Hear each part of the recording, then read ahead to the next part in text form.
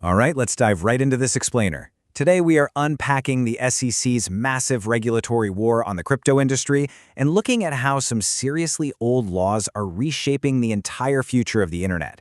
You see, for 80 years, the Securities and Exchange Commission had a very clear, straightforward job: police traditional stocks and bonds. But then, well, crypto showed up. Bitcoin didn't ask for permission, Ethereum raised money from absolute strangers on the internet, and decentralized exchanges launched without any actual companies behind them. The SEC had to figure out how to handle this Wild West, and their answer so far has basically been, we'll sue and find out. Now, it might sound completely absurd, but the entire legal foundation for regulating modern digital tokens actually rests on an 80-year-old lawsuit about Florida's citrus farms. Yes, you heard that right. Back in 1946, the W.J. Howey companies sold tracts of orange groves along with a contract to harvest them. The buyers never actually set foot on the farms or saw the trees, but they profited from the company's hard work. Well, the Supreme Court ruled that this was an investment contract, meaning it was a security. Fast forward to today, and the SEC is stretching that exact same citrus farm ruling to police the modern digital frontier. So here's our roadmap for making sense of all this. We'll start with those 1946 laws, look at regulation by lawsuit, dive into the major courtroom battles, unpack the turf war between the SEC and the CFTC, and finally, look at the fallout and what the future holds.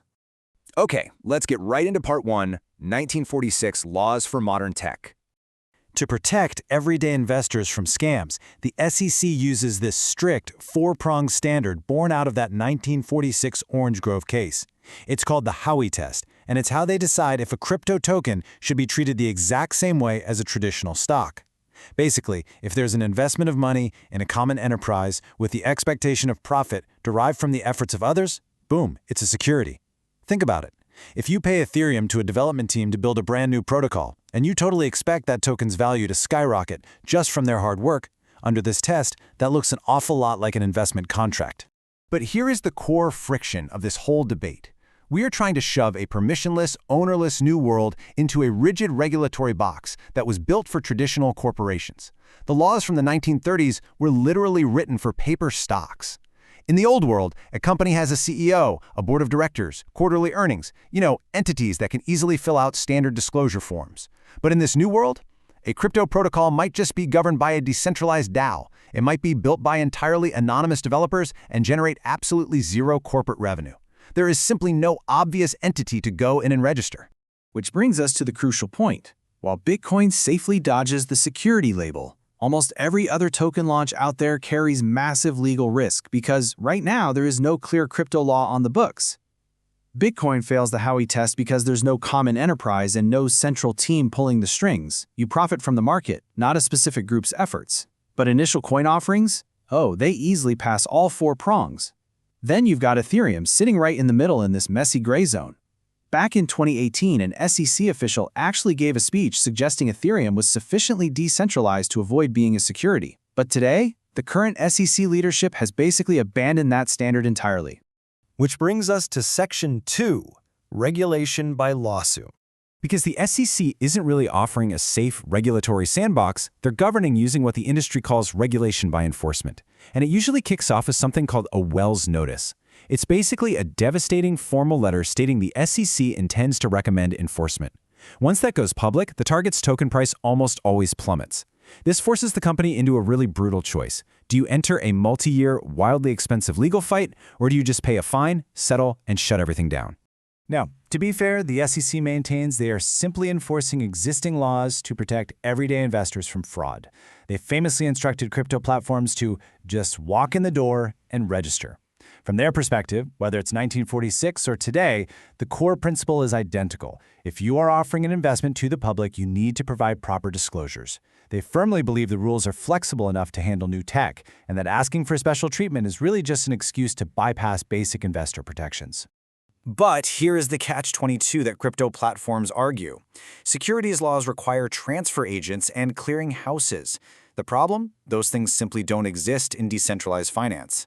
Coinbase literally went to the SEC asking for a path to register, and they argue the SEC provided no form and no viable legal path for a token exchange. You can't exactly register an open-source code protocol the same way you register Apple or Microsoft. So the SEC demands registration, provides no feasible way to actually do it, and then turns around and sues companies for failing to register. It's a massive point of contention.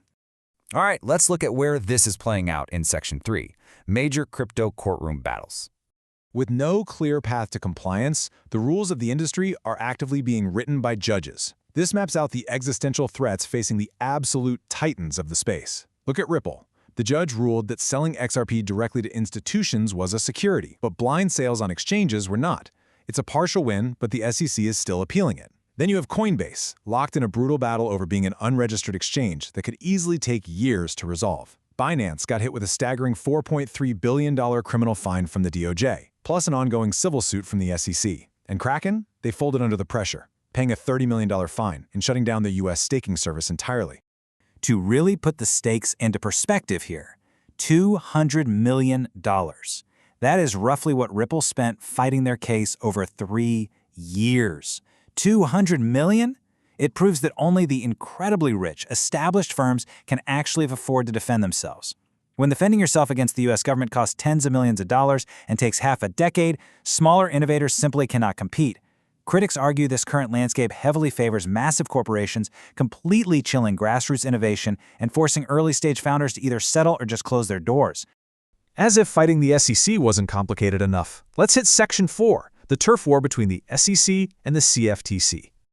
So there is this glaring, incredibly messy split between U.S. government agencies, and it leaves crypto companies caught right in the crossfire while Congress just stalls.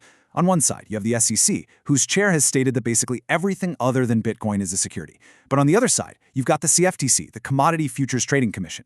They view both Bitcoin and Ethereum as commodities and actively regulate their futures markets. This means a crypto firm might try their best to align with the CFTC, only to get slapped with a lawsuit by the SEC anyway. 2 regulators, 0 clarity, and no new laws to settle the turf war. So what does this all mean for us? Let's bring it all together in Section 5, Fallout and the Future. As a direct result of this regulatory chaos, a staggering $2 trillion of crypto market cap now largely trades offshore. It's moving to regions like Dubai and the European Union, where the rules are actually clear. The United States, which has historically been the home of the internet and global finance, has arguably become the hardest place on earth to launch a token. Jurisdictions like the EU have passed comprehensive frameworks, like MiCA, and they're attracting top talent, major exchanges, and billions in taxable revenue right away from American shores. And here is the immediate fallout for everyday people. Developers are increasingly geo-blocking American IP addresses, literally cutting off nearly a third of the market from new airdrops and DeFi protocols. If you try to access popular decentralized finance apps from within the United States right now, you are very likely going to hit a wall that says, "Not for U.S. persons." Developers are just so terrified of SEC lawsuits that they are actively writing code to exclude Americans. It means U.S. users either have to jump through hoops with VPNs or just completely miss out on the next generation of financial tools. Looking ahead, the whole industry is holding its breath to see if Congress can finally pass comprehensive legislation or if a potential change in SEC leadership will bring a new approach. In 2024, a major bill called FIT21 actually passed the House, which would finally define decentralization and settle that nasty SEC-CFTC turf war, though it ended up stalling in the Senate. Until a law actually passes, we're stuck with courts deciding the rules case by case. But with SEC Chair Gary Gensler's term ending in 2026, many are hoping new leadership might finally offer a grace period for tokens to decentralize and reopen the U.S. market. We've seen how decades-old laws are violently colliding with brand-new technology. But the ultimate question remains, can the U.S. adapt to protect innovation, or will it force the entire future of the internet permanently offshore? The SEC versus crypto isn't just about boring legal definitions. It's a massive battle over who controls the financial rails of tomorrow. The SEC has their old rules and a mandate to protect investors, while crypto brings new tech and a mandate to remove gatekeepers entirely. Right now, the law is just a lawsuit. The real question is, what happens when the dust finally settles? Thanks for joining me on this explainer. I hope it cleared things up for you.